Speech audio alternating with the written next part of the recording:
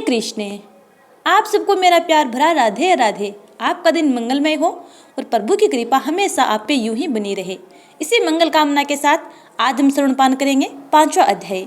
Video शुरू करने से पहले यदि अपने चैनल को सब्सक्राइब नहीं किया है तो चैनल को सब्सक्राइब कर बेल आइकन को जरूर दबा लीजिएगा ताकि आगे आने वाली वीडियो के नोटिफिकेशन आप तक टाइम पर पहुंचते रहे। आइए कथा श्रवणपान करते हैं।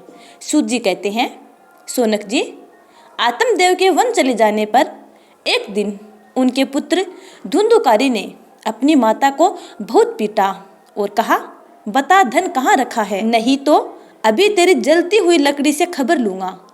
उसकी इस धमकी से डरकर और पुत्र के उपद्रवों से दुखी होकर वह रात्रि के समय कुएं में जा गिरी और इसी से उसकी मृत्यु हो गई। योगनिष्ठ गोकर्ण जी तीर्थ यात्रा के लिए निकल गए। उन्हें इन घटनाओं से कोई सुख या दुख नहीं होता था क्योंकि उनका न कोई मित्र था न कोई शत्रु। धुंधुकारी 5 वेश्याओं के साथ घर में रहने लगा।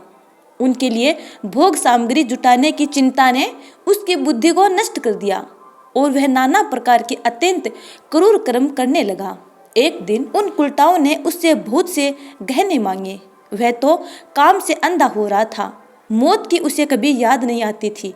बस उन्हें जुटाने के लिए वह घर से निकल पड़ा। वह जहां तहां से बहुत सा धन चुराकर घर लौट आया तथा उन्हें कुछ सुंदर वस्त्र और आभूषण लाकर दिए। चोरी का बहुत माल देखकर रात्रि के समय स्त्रियों ने विचार किया, यह नित्य ही चोरी करता है, इसलिए इसे किसी दिन अवश्य राजा पकड़ लेगा। राजा यह सारा धन छीनकर इसे निश्चय ही प्राण दंड देगा। जब एक दिन इसे मरना ही है तब हम ही धन की रक्षा के लिए गुप्त रूप से इसको क्यों न मार डालें। इसे मारकर हम इसका माल मता लेकर जहाँ कहीं चली जाएंगी। ऐसा निश्चय कर उन्होंने सोए हुए धुंधुकारी को रस्सियों से कस दिया और उसके गले में फांसी लगाकर उसे मारने का प्रयत्न किया। इससे जब वह जल्दी न मरा तो उन्हें बड़ी चिंता हुई। तब उन्होंने उसके मुख पर बहुत से दहकते अंगारे डाले। इससे वह अनेकी लपटों से बहुत छटपटा कर मर गया। उन्होंने उसके शरीर को एक गड्ढे में डालकर गाड़ दिया। सच है, स्त्रियां प्राय बड़ी दुस्साहसी होती हैं। उनके इस कृत्य का किसी को भी पता न चला। लोगों के पूछने पर कह देती थी कि हमारे प्रियतम पैसे के लोभ से अब की बार कहीं दूर चले गए हैं, इसी वर्ष के अंदर लौट आएंगे। बुद्धिमान पुरुष को दुष्टा स्त्रियों का कभी विश्वास न करना चाहिए। जो मूर्ख इनका विश्वास करता है उसे दुखी होना पड़ता है। इनकी वाणी तो अमृत के समान कामियों के हृदय में रस का संचार करती है, किंतु हृदय की धार के समान तीक्ष्ण होता है। भला इन स्त्रियों का कौन प्यारा है। वे कुलटाएं धुंधुकारी की सारी संपत्ति समेटकर वहां से चंपत हो गई। उनके ऐसे न जाने कितने पति थे और धुंधुकारी अपने कुकर्मों के कारण भयंकर प्रेत हुआ। वह बवंडर के रूप में सर्वदा 10 दिशाओं में भटकता रहता था तथा शीत घाम से संतप्त और भूख प्यास से व्याकुल होने के कारण हा देव चिल्लाता रहता था, परंतु उसे कहीं भी कोई आश्रय न मिला। कुछ काल बीतने पर गोकर्ण भी लोगों के मुख से धुंधुकारी की मृत्यु का समाचार सुना। तब उसे अनाथ समझकर उन्होंने उसका गयाजी में श्राद्ध किया और भी जहाँ जहाँ वे जाते थे उसका श्राद्ध अवश्य करते थे। इस प्रकार घूमते घूमते गोकर्ण जी अपने नगर में आए और रात्रि के समय दूसरों की दृष्टि से बचकर सीधे अपने घर के आंगन में सोने के लिए पहुँचे। वहाँ अपने भाई को सोया देख आधी रात के समय धुंधुकारी ने अपना बड़ा विकट रूप दिखाया। वह कभी भेड़ा, कभी हाथी, कभी भैंसा, कभी इंद्र, कभी अग्नि का रूप धारण करता। अंत में वह मनुष्य के आकार में प्रकट हुआ। यह विपरीत अवस्थाएं देखकर गोकर्ण ने निश्चय किया, यह कोई दुर्गति को प्राप्त हुआ जीव है। तब उन्होंने उससे धैर्यपूर्वक पूछा। गोकर्ण जी ने कहा, तू कौन है? रात्रि के समय ऐसे भयानक रूप क्यों दिखा रहा है? तेरी यह दशा कैसे हुई? हमें बता तो सही। तू प्रेत है, पिशाच है अथवा कोई राक्षस है? सूत जी कहते हैं, गोकर्ण के इस प्रकार पूछने पर वह बार बार जोर जोर से रोने लगा। उसमें बोलने को शक्ति नहीं थी, इसलिए उसने केवल संकेत मात्र किया। तब गोकर्ण जी ने अंजलि में जल लेकर उसे अभिमंत्रित करके उस पर छिड़का। इससे उसके पापों का कुछ शमन हुआ और वह इस प्रकार कहने लगा। प्रेत बोला, मैं तुम्हारा भाई हूँ, मेरा नाम धुंधुकारी है। मैंने अपने ही दोष से अपना ब्राह्मणत्व नष्ट कर दिया। मेरे कुकर्मों की गिनती नहीं की जा सकती। मैं तो महान अज्ञान में चक्कर काट रहा था। इसी से मैंने लोगों की बड़ी हिंसा की। अंत में उल्टा स्त्रियों ने मुझे तड़पा तड़पा कर मार डाला। इसी से अब प्रेत योनि में पड़कर यह दुर्दशा भोग रहा हूँ। अब देववश कर्म फल का उदय होने में केवल वायु भक्षण करके जी रहा हूँ। भाई, तुम दया के समुद्र हो, अब किसी प्रकार जल्दी ही मुझे इस योनि से छुड़ाओ। गोकर्ण ने धुंधुकारी की सारी बातें सुनी और तब उससे बोले। गोकर्ण ने कहा, भाई, मुझे अब इस बात का बड़ा आश्चर्य है। मैंने तुम्हारे लिए विधि पूर्वक गयाजी में पिंडदान किया, फिर भी तुम प्रेत योनि से मुक्त कैसे नहीं हुए? यदि गया श्राद्ध से भी तुम्हारी मुक्ति नहीं हुई, तब इसका और कोई उपाय है ही नहीं। अच्छा, तुम सब बात खोल कर कहो, मुझे अब क्या करना चाहिए? प्रेत ने कहा, मेरी मुक्ति सैकड़ों गया श्राद्ध करने से भी नहीं हो सकती। अब तो तुम इसका कोई और उपाय सोचो। प्रेत की यह बात सुनकर गोकर्ण को बड़ा आश्चर्य हुआ। वे कहने लगे, यदि सैकड़ों गया श्राद्ध से भी तुम्हारी मुक्ति नहीं हो सकती, तब तो तुम्हारी मुक्ति असंभव ही है। अच्छा, अभी तो तुम निर्भय होकर अपने स्थान पर रहो। मैं विचार करके तुम्हारी मुक्ति के लिए कोई दूसरा उपाय करूँगा। गोकर्ण की आज्ञा पाकर धुंधुकारी वहाँ से अपने स्थान पर चला गया। इधर गोकर्ण ने रात भर विचार किया, तब भी उन्हें कोई उपाय नहीं सूझा। प्रातःकाल उनको आया देख लोग प्रेम से उनसे मिलने आए। तब गोकर्ण ने रात में जो कुछ जिस प्रकार हुआ था वह सब उन्हें सुना दिया। उनमें जो लोग विद्वान, योगनिष्ठ, ज्ञानी और वेदज्ञ थे, उन्होंने भी अनेक शास्त्रों को उलट पलट कर देखा, तो भी उसकी मुक्ति का कोई उपाय न मिला। तब सब ने यहाँ निश्चय किया कि इस विषय में सूर्य नारायण जो आज्ञा करें वही करना चाहिए। अतः गोकर्ण ने अपने तपोबल से सूर्य की गति को रोक दिया। उन्होंने स्तुति की, भगवान, आप सारे संसार के साक्षी हैं, मैं आपको नमस्कार करता हूँ। आप मुझे कृपा करके धुंधुकारी की मुक्ति का साधन बताइए। गोकर्ण की यह प्रार्थना सुनकर सूर्य देव ने दूर से ही स्पष्ट शब्दों में कहा, श्रीमद् भगवत से मुक्ति हो सकती है, इसलिए तुम उसका सप्ताह पारायण करो।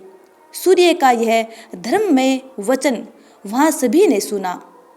तब सब ने यही कहा कि प्रयत्न पूर्वक यही करो। है भी यह साधन बहुत सरल। अतः गोकर्ण जी भी तदनुसार निश्चय करके कथा सुनाने के लिए तैयार हो गए। देश और गांव से अनेकों लोग कथा सुनने के लिए आए। बहुत से लंगड़े, लूले, अंधे, बूढ़े और मंदबुद्धि पुरुष भी अपने पापों की निवृत्ति के उद्देश्य से वहां आ पहुँचे। इस प्रकार वहां इतनी भीड़ हो गई कि उसे देखकर देवताओं को बड़ा आश्चर्य हुआ था। जब गोकर्ण जी व्यास गद्दी पर बैठकर कथा कहने लगे, तब वह प्रेत भी वहां आ पहुंचा और इधर उधर बैठने के लिए स्थान ढूंढने लगा। इतने में ही उसकी दृष्टि एक सीधे रखे हुए 7 गांठ के बांस पर पड़ी। उसी के नीचे के छिद्र में घुसकर वह कथा सुनने के लिए बैठ गया। वायु रूप होने के कारण वह बाहर कहीं बैठ नहीं सकता था, इसलिए बांस में घुस गया। गोकर्ण जी ने एक वैष्णव ब्राह्मण को मुख्य श्रोता बनाया और प्रथम स्कंद से ही स्पष्ट स्वर में कथा सुनानी आरंभ कर दी। सायंकाल में जब कथा को विश्राम दिया गया, तब एक बड़ी विचित्र बात हुई। वहां सभासदों के देखते देखते उस बांस की एक गांठ तड़ तड़ शब्द करती फट गई। इसी प्रकार दूसरे दिन सायंकाल में दूसरी गांठ फटी और तीसरे दिन उसी समय तीसरी गांठ। इस प्रकार 7 दिनों में 7 गांठों को फोड़कर धुंधुकारी 12 स्कंदों के सुनने से पवित्र होकर प्रेत योनि से मुक्त हो गया और दिव्य रूप धारण करके सबके सामने प्रकट हुआ। उसका मेघ के समान श्याम शरीर पीतांबर और तुलसी की मालाओं से सुशोभित था तथा सिर पर मनोहर मुकुट और कानों में कमनीय कुंडल झिलमिला रहे थे। उसने तुरंत अपने भाई गोकर्ण को प्रणाम करके कहा, भाई तुमने कृपा करके मुझे प्रेत योनि की यातनाओं से मुक्त कर दिया। यह प्रेत पीड़ा का नाश करने वाली श्रीमद् भागवत की कथा धन्य है तथा श्री कृष्णचंद्र जी के धाम की प्राप्ति कराने वाला इसका सप्ताह प्रायण भी धन्य है। जब सप्ताह श्रवण का योग लगता है तब सब पाप थर्रा उठते हैं कि अब यह भागवत की कथा जल्दी ही हमारा अंत कर देगी।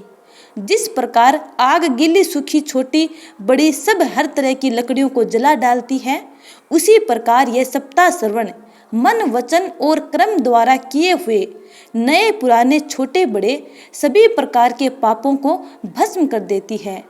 विद्वानों ने देवताओं की सभा में कहा है कि जो लोग इस भारतवर्ष में श्रीमद् भागवत की कथा नहीं सुनते, उनका जन्म वृथा ही है।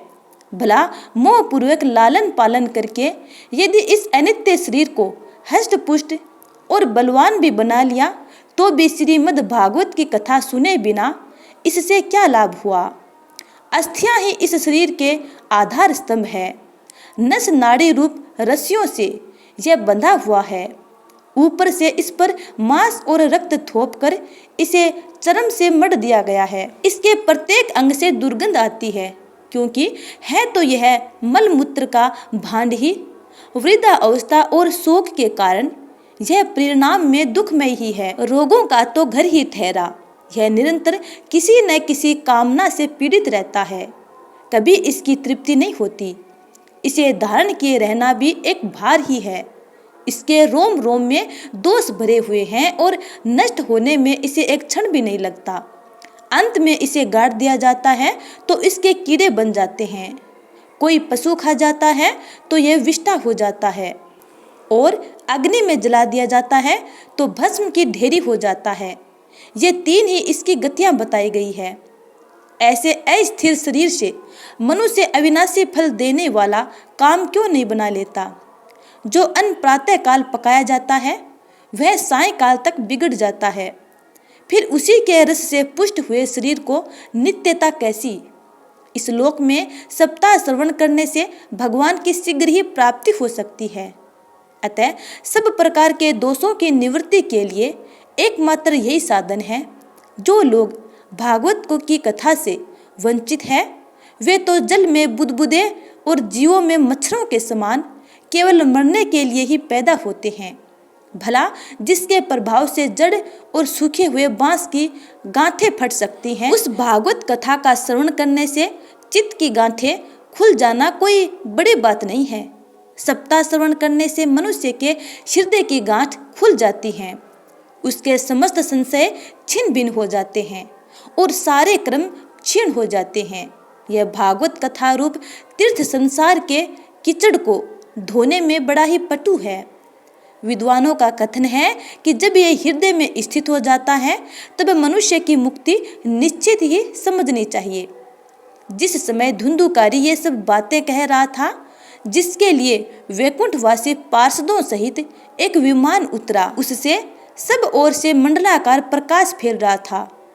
सब लोगों के सामने ही धुंधुकारी उस विमान पर चढ़ गया। तब उस विमान पर आए हुए पार्षदों को देखकर उनसे गोकर्ण ने यह बात कही। गोकर्ण ने पूछा, भगवान के प्रिय पार्षदों, यहाँ हमारे अनेकों शुद्ध हृदय श्रोतागण हैं।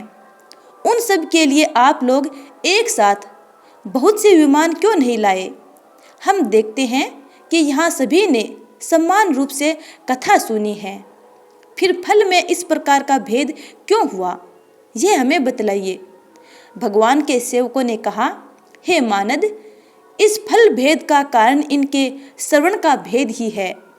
यह ठीक है कि श्रवण तो सब ने समान रूप से किया है, किंतु धुंधुकारी के जैसे मनन नहीं किया। इसी से एक साथ भजन करने पर भी उसके फल में भेद रहा। इस प्रेत ने 7 दिनों तक निराहार रहकर श्रवण किया था तथा सुने हुए विषय का स्थिर चित्त से यह खूब मनन निधि ध्यासन भी करता रहता था। जो ज्ञान दृढ़ नहीं होता वह व्यर्थ हो जाता है। इसी प्रकार ध्यान न देने से, श्रवण का, संदेह से, मंत्र का और चित्त के इधर उधर भटकते रहने से जप का भी कोई फल नहीं होता। वैष्णवहीन देश, अपात्र को कराया हुआ श्राद्ध का भोजन, अश्रोत्रिय को दिया हुआ दान एवं आचारहीन कुल, इन सब का नाश हो जाता है। गुरु वचनों में विश्वास, दीनता का भाव, मन के दोष एकाग्रता इत्यादि नियमों का यदि पालन किया जाए तो श्रवण का यथार्थ फल मिलता है।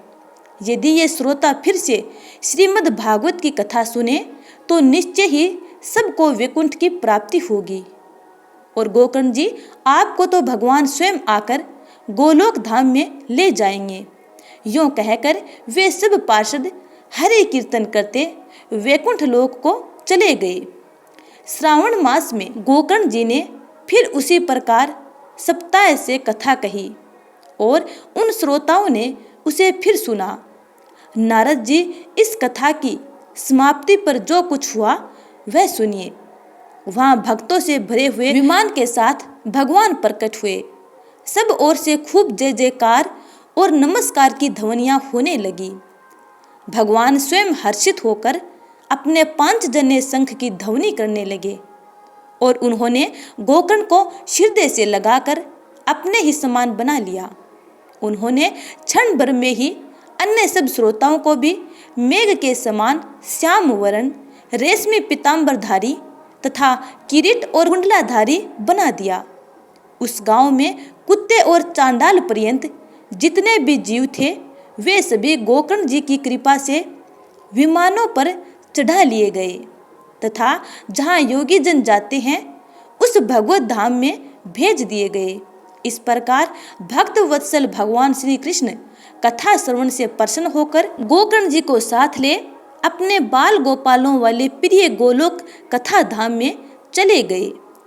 पूर्व काल में जैसे अयोध्यावासी भगवान श्री राम के साथ साकेत धाम सिधारे थे, उसी प्रकार भगवान श्री कृष्ण उन सबको योगी दुर्लभ गोलोक धाम को ले गए, जिस लोक में सूर्य, चंद्रमा और सिद्धों की भी गति नहीं होती, उसमें वे श्रीमद् भागवत श्रवण करने से चले गए। नारद जी, सप्ताह यज्ञ के द्वारा कथा श्रवण करने से जैसा उज्जवल फल संचित होता है उसके विषय में हम आपसे क्या कहें। अजी, जिन्होंने अपने कर्णपुट से गोकर्ण जी की कथा के एक अक्षर का भी पान किया था वे फिर माता के गर्भ में नहीं आए। जिस गति को लोग वायु, जल या पत्ते खाकर शरीर सुखाने से, बहुत काल तक घोर तपस्या करने से और योगाभ्यास से भी नहीं पा सकते, उसे वे सप्ताह श्रवण से सहज ही प्राप्त कर लेते हैं। इस परम पवित्र इतिहास का पाठ चित्रकूट पर विराजमान मुनीश्वर शांडिल्य भी ब्रह्मानंद में मगन होकर करते रहते हैं। यह कथा बड़ी ही पवित्र है। एक बार के श्रवण से ही समस्त पाप राशि भस्म कर देती है। यदि इसका श्राद्ध के समय पाठ किया जाए तो इससे पितृगण को बड़ी तृप्ति होती है और नित्य पाठ करने से मोक्ष की प्राप्ति होती है।